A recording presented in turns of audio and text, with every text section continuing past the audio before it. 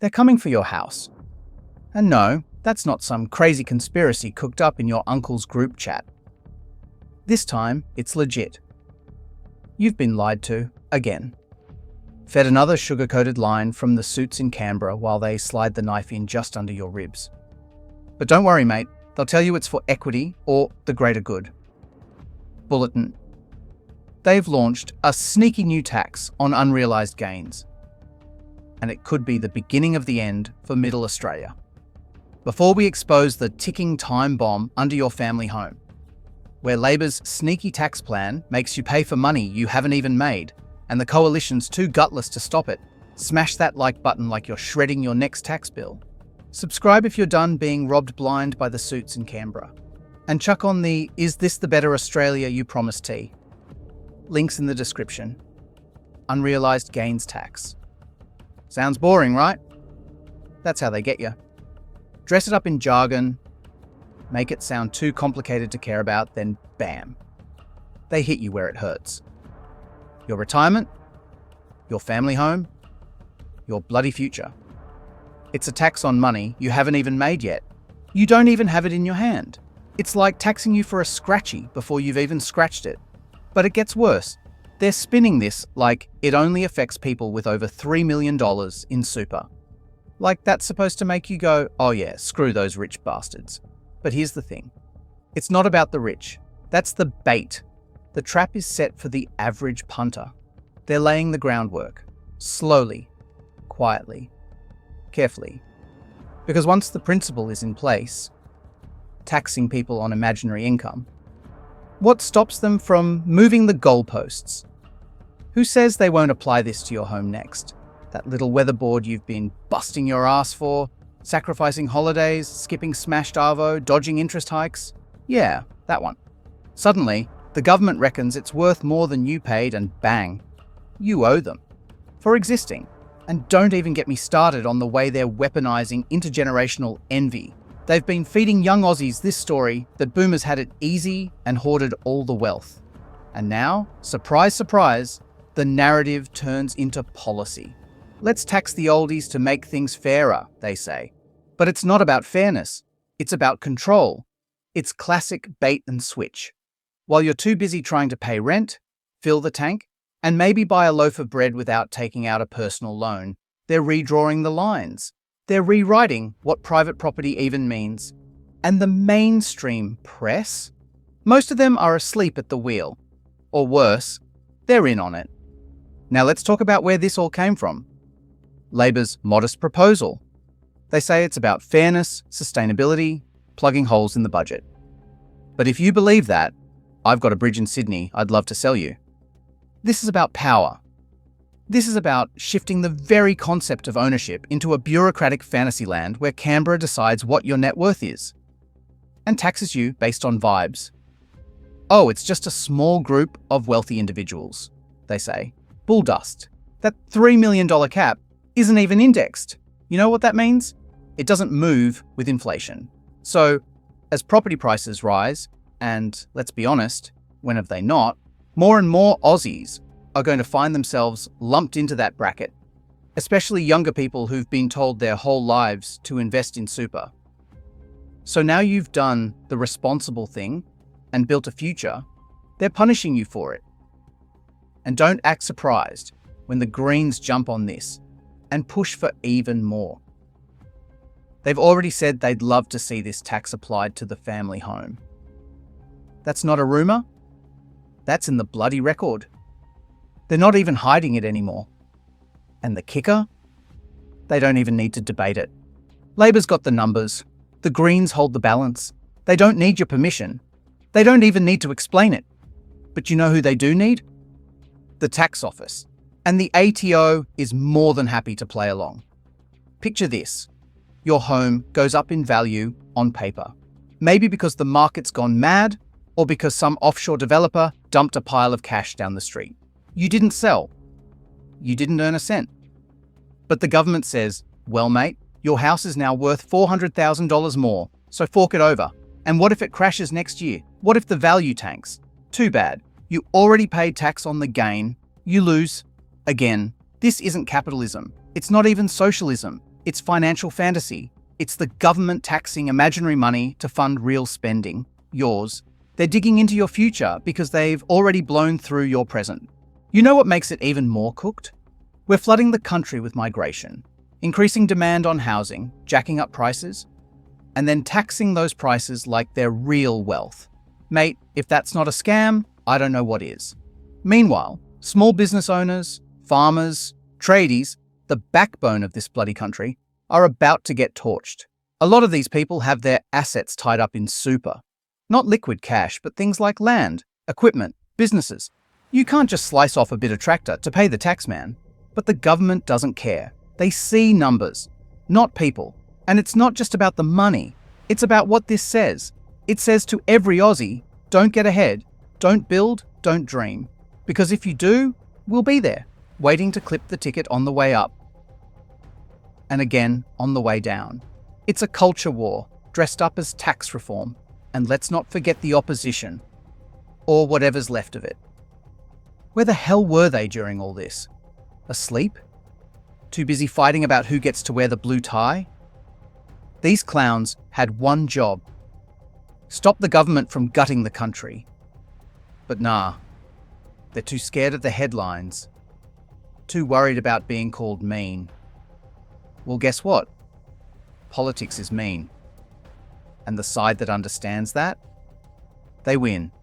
Remember back in 2019, when the coalition smashed Labor over franking credits, something nobody even understood?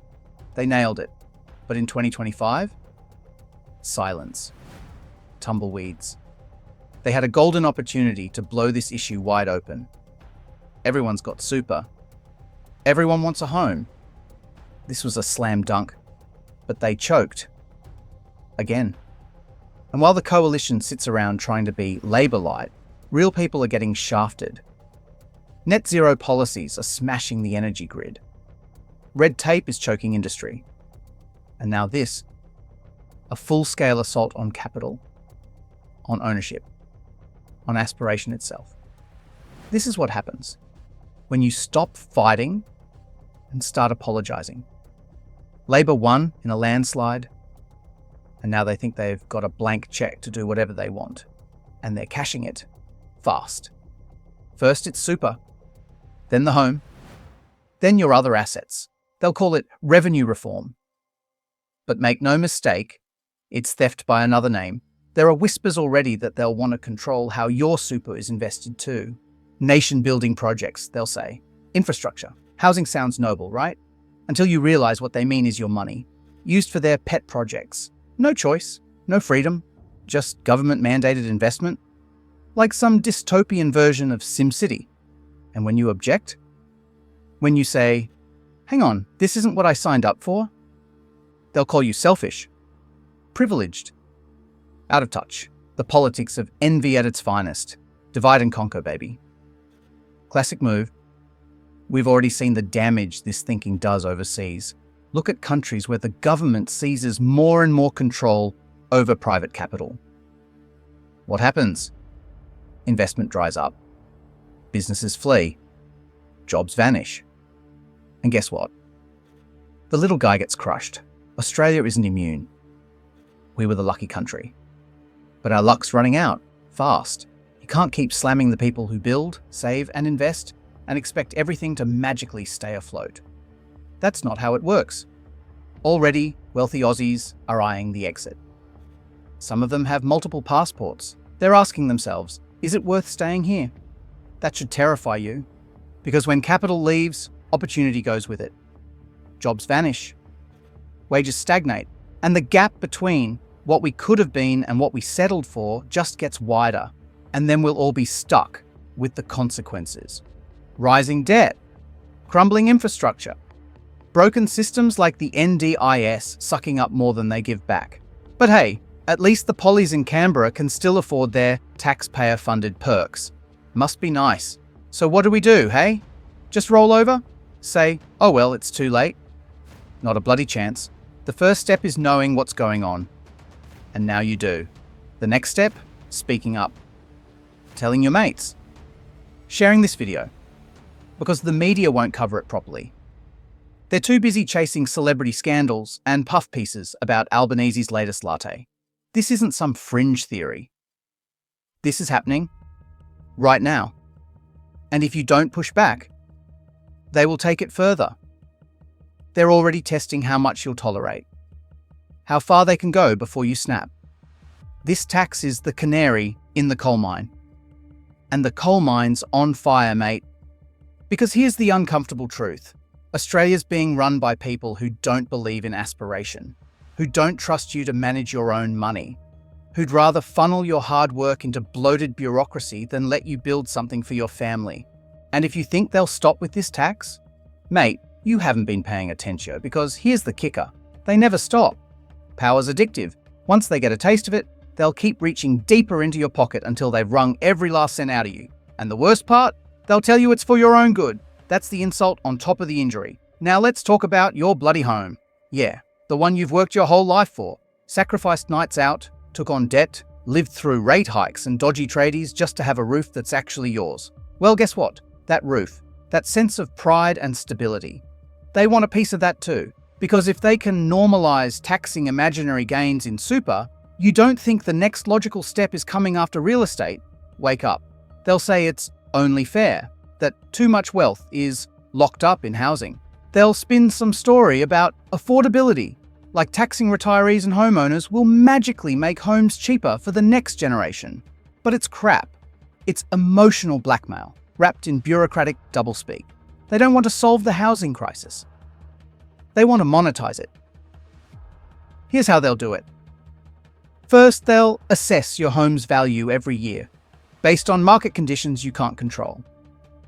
Then they'll say, well, your house went up by $100,000. You owe us $30,000. Never mind that you didn't sell it. Never mind that you didn't get that money. They want their cut. And if the market tanks next year, tough. You're already on the hook. You might be thinking, yeah, but they'd never tax the family home. That'd be political suicide. Mate, that's what they want you to think. That's how they keep you asleep, while they shift the goalposts. One quiet regulation here. One sneaky bill buried under layers of parliamentary jargon there. Before you know it, bang, it's law. And if you dare to question it, they'll label you. Out of touch. Selfish. Part of the problem. They're not just after your wealth. They're after your silence. Let me lay it out plain. This isn't about helping people. It's about creating dependence. If you own assets, real wealth, you're independent. You can tell the government to bugger off. But if you're taxed into the ground, if you're stuck renting forever, forced to beg for crumbs from bureaucrats who've never worked a day outside politics, then you're theirs. You're controlled.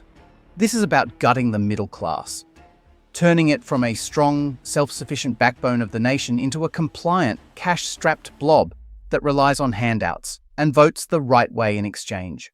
And mate, they're doing a bloody good job of it. Meanwhile, the fat cats in Parliament House are patting themselves on the back. They'll never feel this. Their super's sweet. Their property portfolios are tucked behind trust funds and fancy structures the ATO won't touch. You're easy prey. You play by the rules. You file your taxes. You vote. You believe in doing the right thing. That makes you the perfect target. And don't buy the line that this is all about closing loopholes or making the system fair. That's smoke and mirrors. What they really mean is, let's find more ways to tax people who can't fight back. Because fairness isn't taking more from those who earned it.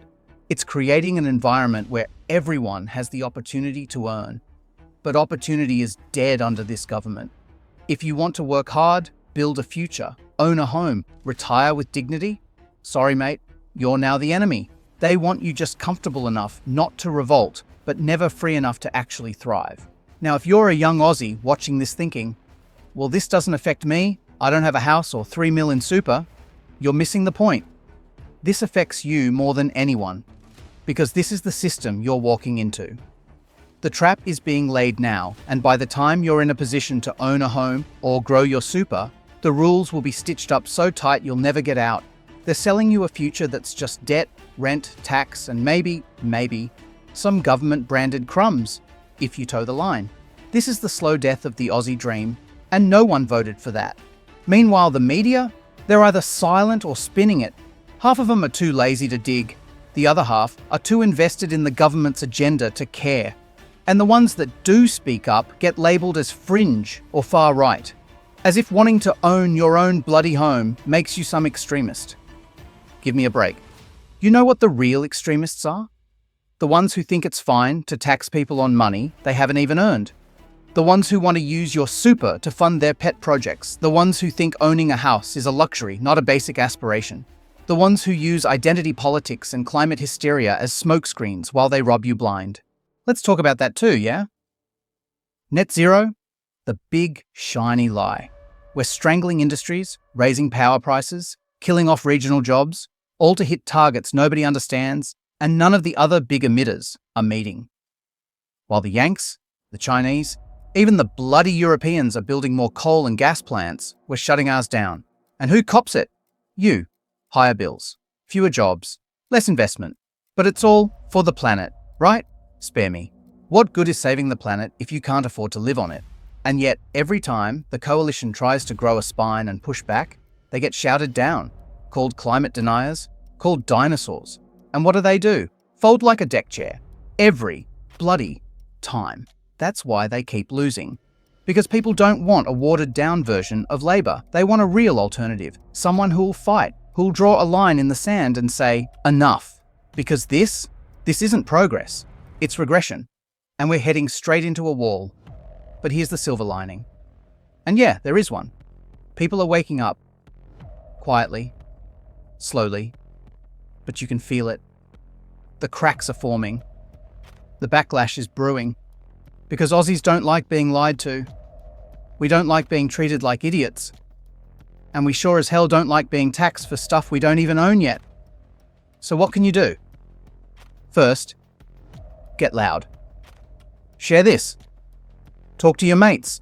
Don't let them bury this under the next royal scandal or TikTok trend. Second, vote like your future depends on it, because it bloody does. Stop giving your voice to parties that treat you like an ATM. Find someone who actually wants to fight. And if there isn't one, then maybe it's time someone new stepped up. And third, remember this moment when they come for your home, when they touch your super, when they pretend it's for your own good. Remember who stood back and let it happen. And don't let them off the hook. This isn't just about policy, it's about principle, about who we are as a country. Are we a nation of battlers who reward hard work and independence? Or are we just another bureaucracy-driven basket case that eats its own middle class to feed the machine? You get to decide, but only if you act. They taxed the dream. They taxed the future. They even taxed the air we breathe. But if we let them tax hope, we're done. So yeah, smash that like button like you're deleting your MyGov account. Subscribe if you're done letting suits in Canberra micromanage your life. And if you're really fired up, chuck on the "Is this the better Australia you promised" tee. Links in the description. Because this isn't just a rant, it's a bloody warning. Catch you in the next one. Stay sharp.